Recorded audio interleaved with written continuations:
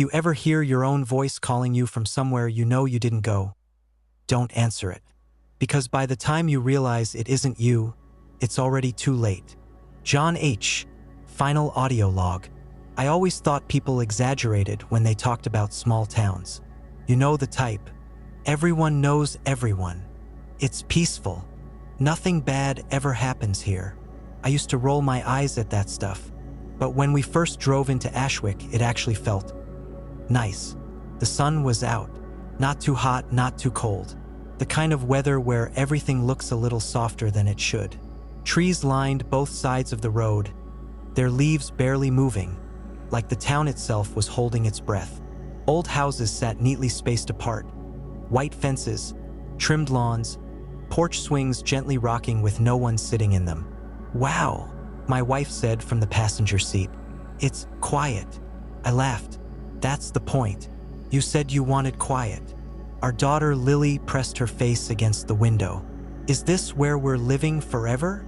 "Forever's a long time," I said. "But yeah, for now." The moving truck followed behind us, stuffed with everything we owned. New start, new job, new town. No more city noise, no more late-night sirens, no more neighbors screaming through thin apartment walls. Just us, just normal. The sign at the edge of town read, "Welcome to Ashwick, where life slows down." I didn't notice until later that the paint on the word life had been scratched so deeply it almost looked intentional. The first weird thing happened when we stopped for gas. The station was old, real old. The kind with analog pumps and faded advertisements for soda brands that don't exist anymore. A bell rang when I opened the car door, even though no one was inside. A man stood near the counter. He was tall, too thin, like someone had stretched him vertically and forgotten to fill the rest in. His skin looked tight, pulled. His smile was wide, but it didn't reach his eyes. "New in town," he said. It wasn't a question. "Yeah," I replied. "Just moved in." He nodded slowly, too slowly, like he was processing the words one at a time. "You'll love it here." His voice sounded normal, perfectly normal, but the way he said love felt wrong, like he was remembering something instead of describing it. Paid, thanked him, and left. When I glanced back, he was still smiling, still watching. Our house was on the edge of town. 2 stories, wooden siding, a wraparound porch, the kind of place you'd see in a family photo album from the 90s. Smelled like dust and old wood, but that was fine. That could be fixed. The neighbors came by almost immediately, too immediately. A woman holding a pie smiled at my wife without blinking. A man across the street waved but didn't lower his arm. Another couple stood at the end of the driveway, whispering to each other while staring straight at Lily. "Welcome to Ashwick," they all said, in unison. That night, we ate takeout on the living room floor and laughed about how friendly everyone was. That was before Lily asked her first question. "Daddy," she said softly, spoon frozen halfway to her mouth, "why do they keep standing outside?" I frowned. "Who?" She pointed toward the window. The curtains were open. Across the street, silhouettes stood in the fog. Not moving, not talking, just standing, watching. I laughed it off. "They're probably just out for a walk, sweetheart." She didn't smile back. "They're not blinking," she said. The first scream came at 2:17 a.m. It ripped through the night like someone being torn open. I bolted upright in bed, heart slamming. My wife was already awake, gripping my arm. "John," she whispered, "did you hear?" Another scream, closer this time. Then it stopped. Suddenly, like someone had turned it off. The town went silent again. No sirens, no shouting, no footsteps, just the sound of our own breathing. I checked outside. The street was empty. No blood, no signs of struggle, nothing. The next morning, the neighbors waved like nothing happened. At breakfast, Lily asked why the man outside was missing his face. I laughed. I shouldn't have laughed. By the end of the week, things stopped pretending to be normal. People walked into houses that weren't theirs. Voices came from rooms no one was in. Sometimes I'd hear my wife calling my name from upstairs while she sat right next to me. And once, just once, I saw someone who looked exactly like me standing at the end of the street, smiling, holding something dark and wet in his hand. That night, the emergency alert came through every phone in the house at the same time. Emergency alert. Do not leave your home. They can imitate voices. They are already inside. Lily started screaming. Outside, something screamed back. Looking back, that's the worst part. We were happy. Not the forced kind of happy you pretend for pictures, either. Real happy. The kind that sneaks up on you when you aren't paying attention. The next morning after the alert, everything was normal again. No sirens, no police, no warnings on the news. Phones worked, internet worked. The emergency alert had vanished like it had never existed. My wife joked that maybe I dreamed it. I almost believed her. The town looked peaceful in daylight. Kids rode bikes down the street. Someone mowed their lawn. A dog barked somewhere far away. The fog was gone, replaced by warm sunlight that made the houses glow. If this place was hiding something, it was doing a damn good job. I went into town for coffee. The barista smiled and asked how my first week was going. She even spelled my name right on the cup. A group of old men laughed at a corner table, talking about fishing like they'd been doing it together for decades. No screaming, no staring, no shadows lingering too long. I told myself I'd overreacted. We spent the next few days settling in.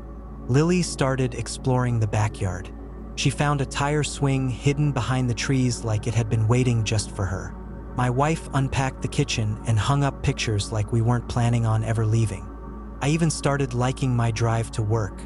The road out of Ashwick was long and empty, cutting through forest for nearly 20 minutes before you hit the highway. No traffic, no billboards, just trees and sky. Every morning, I felt lighter the farther I got from town. Every evening, that feeling faded the closer I came back. But I ignored that too. Friday night, the neighbors invited us to a small block gathering. Nothing fancy, just folding chairs, a grill, kids running around with glow sticks. Someone brought music. Someone else brought beer. Felt human. I remember thinking, this is what we needed. The people laughed normally, talked normally, even complained about normal things, taxes, weather, back pain. No one mentioned the emergency alert. No one mentioned the screams. At one point, a man clapped me on the shoulder. "Glad you chose Ashwick," he said. "Not everyone does." "What do you mean?" I asked. He paused, then smiled wider. "Some people just don't fit." He walked away before I could ask anything else. That night, Lily slept in our bed. Not because she was scared, because she said the house felt too quiet without us. I brushed her hair back and promised her we'd take a little trip over the weekend. Just a drive, ice cream, somewhere fun. Her face lit up instantly. "Out of town?" she asked. "Yes," I said. "Out of town." She relaxed immediately. That should have bothered me more than it did. Saturday morning, we packed the car and drove out. The moment we passed the town line, my wife let out a breath she didn't realize she'd been holding. "Do you feel that?" she asked. "Yeah," I said, "like pressure or something." We laughed it off. Spent the day in a nearby city, ate greasy food, walked around crowded streets. Lily begged for toys. People bumped into us and apologized. Everything felt loud and alive. Normal. We didn't talk about Ashwick once. On the drive back, the sun was setting. As the trees thickened, Lily fell asleep in the back seat. That's when my wife spoke. "John, promise me something." "What?" "If things get weird again, we leave." I nodded. "Deal." We crossed back into town just as night fell. The Welcome to Ashwick sign stood where it always had. This time, I noticed something new carved beneath it. Not paint, not scratches. Deep, deliberate cuts in the wood. "Welcome back." When we got home, our front door was unlocked. We were sure we locked it. Inside, the lights were on.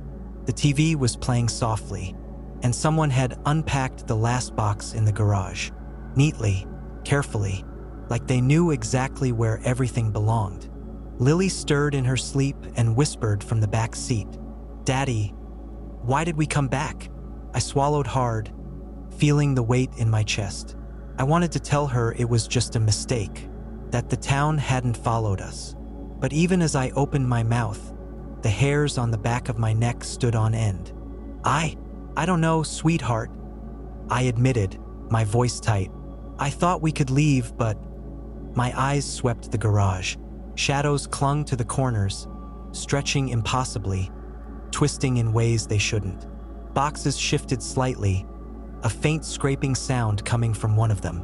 Her small fingers gripped mine. "It feels wrong here," she whispered. I nodded, heart hammering. "It is, but we're together. That's what matters. We stick together and we figure this out." The quiet seemed to stretch, pressing against us. And then I heard it. A wet, subtle scraping from the far corner of the garage. Something moved there. Slow, deliberate, unnatural. I didn't answer her right away, because the truth was, I already knew why we came back. The garage door was closed. I was sure of it. I remembered pulling it down, hearing the rattle as it locked into place. But now a thin strip of daylight cut across the concrete floor. The door was open, not wide, just enough. My daughter squeezed my hand harder. "Daddy, did you open it?" "No," I said too quickly. The air inside the garage felt wrong. Thick, heavy, like breathing through wet cloth. The smell hit me next. Metallic, sour, like rust and spoiled meat. I hadn't smelled it before we left. I stepped forward slowly, keeping her behind me. That's when I noticed the boxes. They weren't just unpacked. They were gone through, clothes folded wrong, drawers pulled out too far, tools laid in neat lines on the workbench, arranged almost carefully. Someone had been curious, studying us. My daughter whimpered. "It moved our stuff." "I know," I said, forcing my voice to stay calm. "Stay close." Something dripped. I looked up. A dark, thick fluid slid down the inside of the garage door, pooling onto the floor with a soft plop. Another followed, then another. My heart started pounding. Slowly, I backed us toward the door into the house. That's when the sound came. A soft inhale, right behind us. I spun around. The corner of the garage where the light never quite reached shifted. The shadow peeled itself off the wall like wet skin. A shape unfolded, joints bending the wrong way, limbs stretching too long as it stood. Its face was wrong, too familiar, like someone had tried to remember what a human looked like and failed.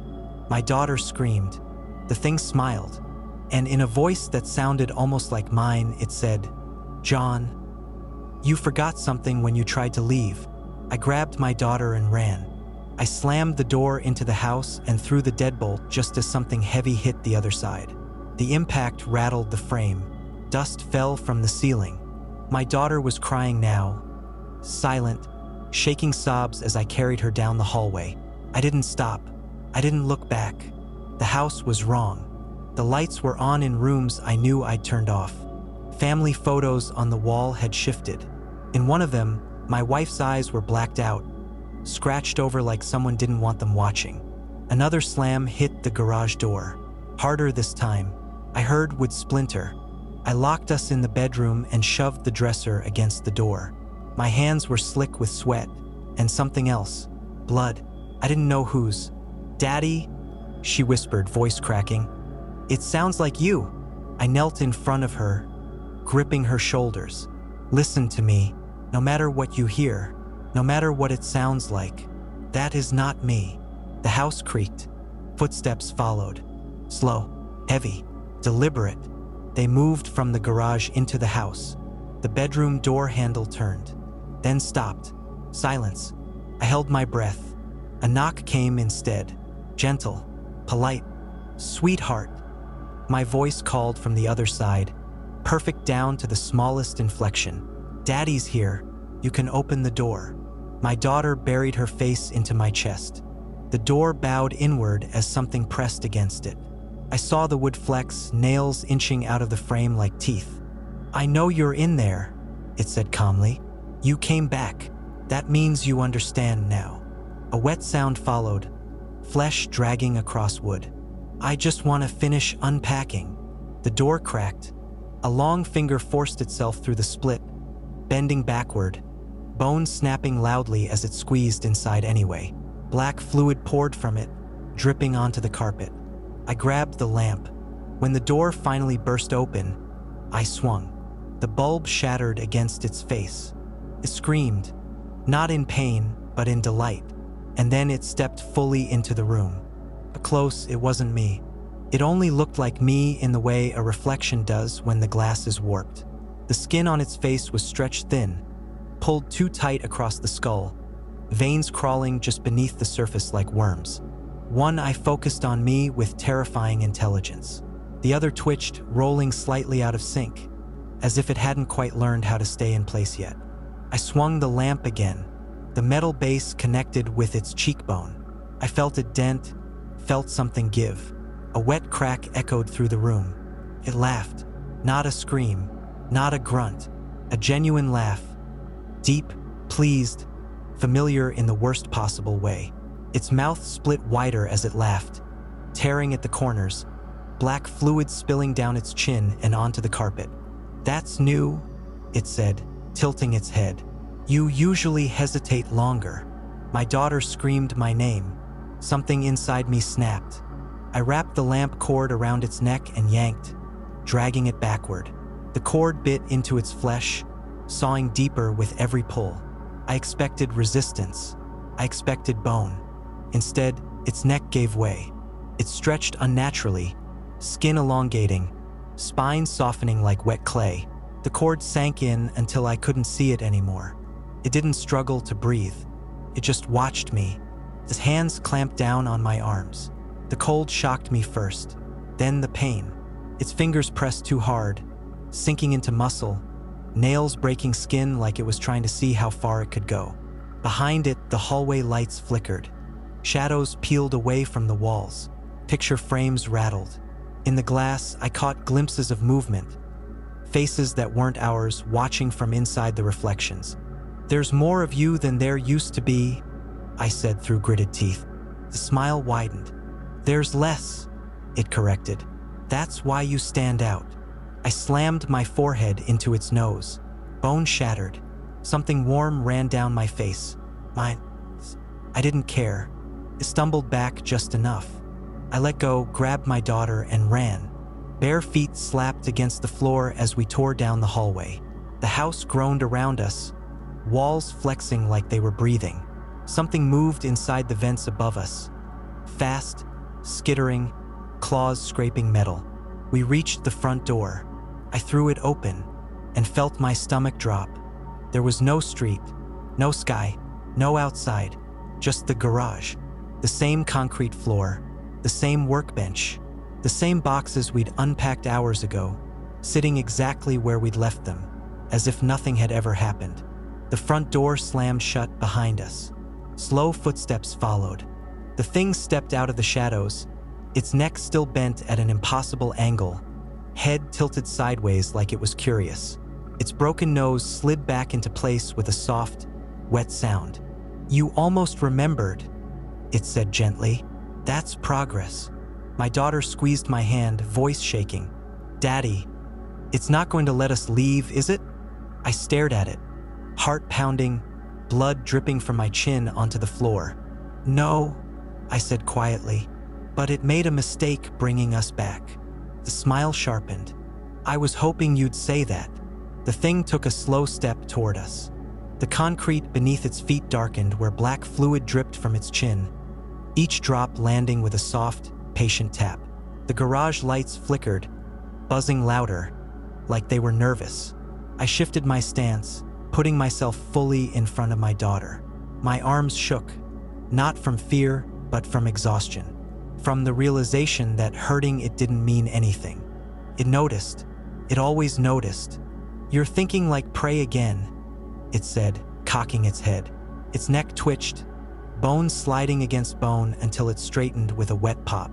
"You didn't do that last time." I swallowed. "Last time." Its eyes drifted past me, scanning the garage like it was reminiscing. You screamed more. You begged. You tried the door until your hands broke. My daughter whimpered behind me. I tightened my grip on her hand. That didn't work, it continued calmly. So this time you came back on your own. That's growth, John. Something shifted behind the boxes. Just a little. I saw a shadow stretch too long, then pull back, like something crouching and listening. The walls creaked again, the sound traveling through the beams like a slow breath being drawn in. How many of you are there? I asked. The thing smiled, not wide this time, almost fond. As many as it takes. The garage door behind it shuddered once. Then again, from the inside, my daughter pressed her face into my back. Daddy, there's something else. I know, I whispered. The thing stepped aside slightly, giving us a clearer view of the corner. The darkness there thickened, folding inward, forming shapes that didn't fully exist yet. Arms without bodies, faces without skin. This is the part where you decide, it said. You can keep running, or you can stay and learn how to survive here. I felt the weight of the garage closing in, the town pressing against the walls, listening. I clenched my jaw. Then you should have killed me already, I said. The smile returned, slow, hungry. Oh, it replied softly. That's not how this town works. The lights went out, and something behind us moved. The lights didn't come back on. At first, there was only the sound of breathing, mine fast and shallow, and my daughter's hitching against my back. Then something else joined it. Slow, wet, close. I reached out blindly and felt the hood of the car. Cold metal, real. I pulled her down with me, crouching low as something passed where we'd been standing seconds before. I sniffed, long, deep, curious. The thing's voice came from somewhere in the dark. Not close, not far, everywhere. You don't get lessons all at once, John. That's how people break. A shape brushed past my arm. I didn't react, didn't swing, didn't shout, and it moved on. I understood then, instinctively. It was waiting for mistakes. My daughter's nails dug into my jacket. I leaned down, mouth near her ear, barely breathing the words. No matter what you hear, don't answer. Don't move unless I do. Something whispered her name. Perfect, soft, her mother's voice. She flinched. I tightened my grip, just enough pressure to remind her I was real. The whisper lingered, then faded, replaced by a faint, disappointed sound. A scrape echoed across the floor, metal against concrete, something dragging itself closer. I shifted again, slow, deliberate, placing my foot where I knew the oil stain was. The floor creaked somewhere else instead. The breathing paused, then resumed farther away. I didn't feel relief. I felt watched. Minutes passed, or hours. Time didn't work right here. Eventually, a low hum filled the garage as the lights flickered back on. Nothing was there. No blood, no shadows, no thing. Just us, the car, the boxes. My daughter looked up at me, eyes wide and dry. Did we win? I shook my head. No, I said quietly. We passed. The garage door shuddered once, almost approving. And I knew, deep in my bones, that next time the lesson would be harder. Because now the town knew something too. I could learn, and worse, I could teach her. We didn't sleep. Not really. I sat against the tire of the car with my daughter curled into my side, counting every sound the garage made. The ticking of cooling metal, the faint drip of something that shouldn't have been there.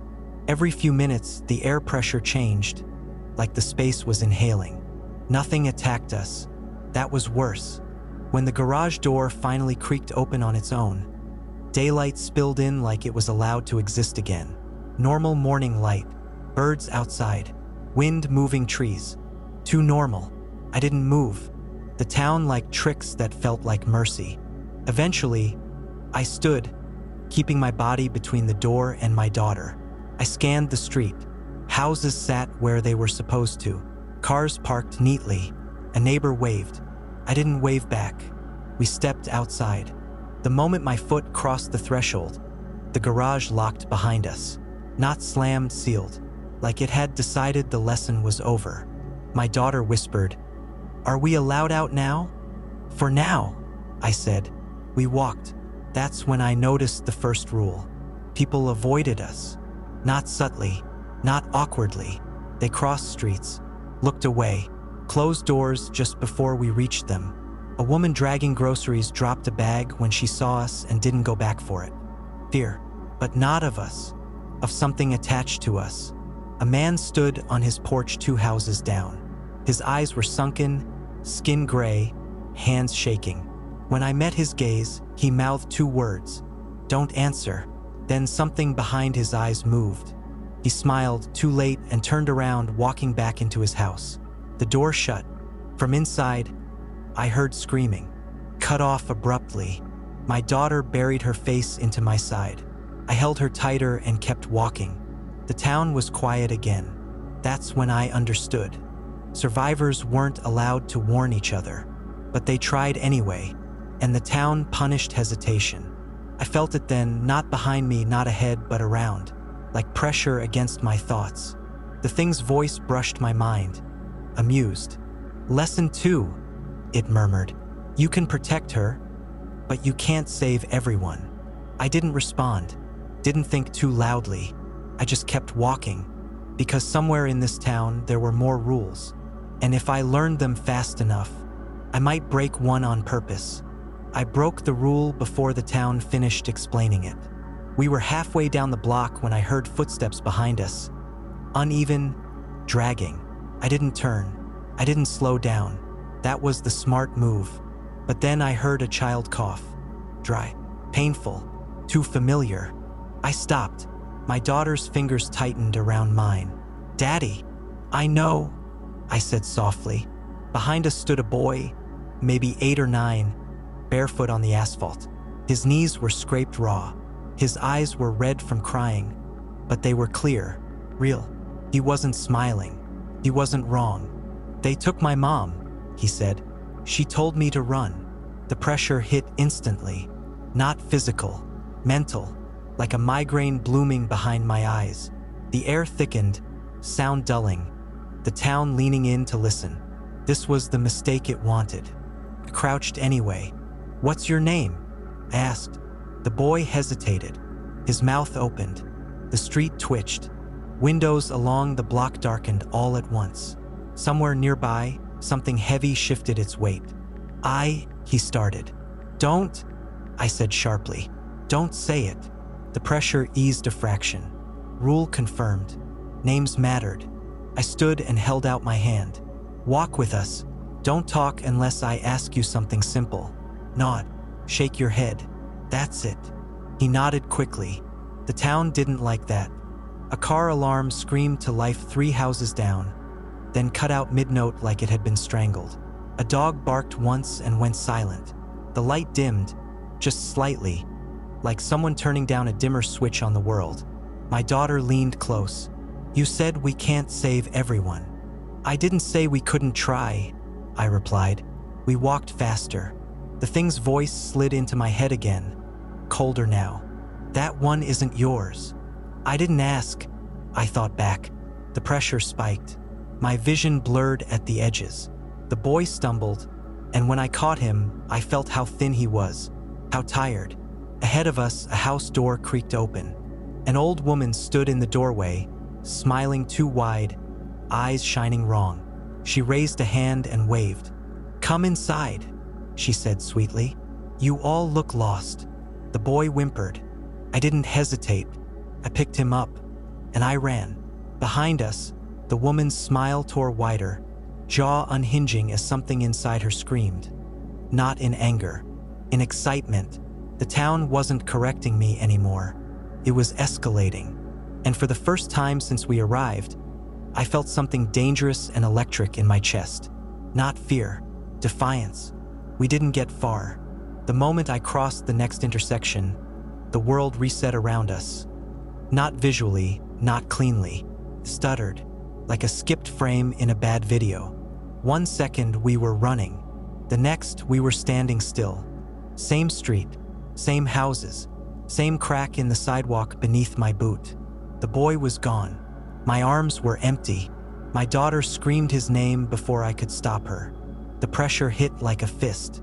She dropped to her knees, clutching her head. I went down with her, heart hammering. The air vibrated, low and deep, like a massive engine idling beneath the town. Windows shattered all at once. Not outward, inward. From every house on the block, glass exploded inward, followed by screaming. Short, sharp, cut off one by one like someone muting microphones. The thing stepped out of the street itself. Not from a shadow, not from a doorway. The asphalt split, and it rose from it, taller than before, limbs folding and unfolding as it took shape. It didn't wear my face this time. It wore many. The boy's face appeared briefly along its shoulder, mouth open in a silent cry before melting back into its skin. "You were told," it said calmly. "No mockery now, no humor. Survival is not charity." I stood, shaking, pulling my daughter behind me. "You took him," tilted its head. "He failed before you met him. Liar." Pause. Then, quietly, "You're learning." The streetlights bent toward us, glass bulbs glowing too bright, wires stretching like veins. Doors up and down the block creaked open, and things stood in them, people-shaped, watching. Witnesses. "This is the cost," the thing continued. "Every rule you break teaches her something. Pain teaches faster." My daughter sobbed into my jacket. I felt something hot and dangerous rise up my spine. "You want lessons?" I said. "Fine." The thing leaned closer. Its many eyes narrowed. "Careful, John." "No," I replied. "You be careful." The ground beneath us cracked again. But this time, it wasn't the town doing it. I had found another rule. The town reacted to fear, but it hesitated when someone pushed back. And somewhere deep inside this place, something old shifted, annoyed, because for the first time, I wasn't just surviving anymore. I was becoming a problem. The town didn't roar back.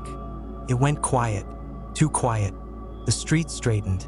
The cracked asphalt smoothed itself like a scar healing backward. The witnesses in the doorways stepped inside and closed their doors in unison. The pressure lifted, not gone, but restrained. Watching instead of squeezing. I knew what that meant. Punishment wasn't coming from outside anymore. It was coming from me. Memories surfaced without warning. Not mine at first. I saw myself standing in this same street, alone. No daughter, no boy, hands bloody, screaming at things that wore faces I loved. Loop after loop, choice after choice, every version of me breaking differently. Then my own memories twisted. My daughter laughing in a place that didn't exist anymore, her voice echoing wrong, her face blurring like a bad photo. The town testing how much of her I could lose before I stopped fighting. I dropped to my knees, not from fear, from clarity. I pulled her close, pressing my forehead to hers. "Listen to me," I whispered. "No matter what you see, no matter what it shows you, you stay with me. I don't let go, ever." She nodded. She didn't cry. That scared me more than anything. The thing didn't appear again. It didn't need to. The town had its answer. We walked back toward the garage. Not because we were forced, but because it was the only place that hadn't lied to us yet. The door opened willingly this time. Inside, nothing moved. No shadows, no whispers, just space, just silence. As the door closed behind us, I felt it settle. Not satisfied, not defeated. Aware.